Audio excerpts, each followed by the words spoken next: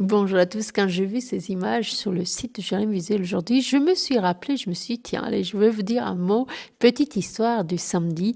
L'épave du Barge d'Or est fait face au Sable d'Olonne seulement au grand marais et seulement de temps en temps. Alors l'histoire maritime des Sables d'Olonne est extrêmement riche et peut-être de temps en temps je vous ferai des petits clins d'œil comme celui-ci qu'on peut voir seulement à marée basse sur la plage des Présidents, un vestige qui ressurgit quelques heures de temps en temps. Le 31 mars 1919, le barge un chaland de 55 mètres, s'échoue près de la plage de Président, près de la Roche-Pie, à l'extrémité de la plage du Président. Le navire, en provenance de la Palisse, port de La Rochelle, transportait environ 300 tonnes de charbon destinées au port des Sables d'Olonne. À son bord se trouvaient 9 hommes, 3 Américains et 6 Grecs.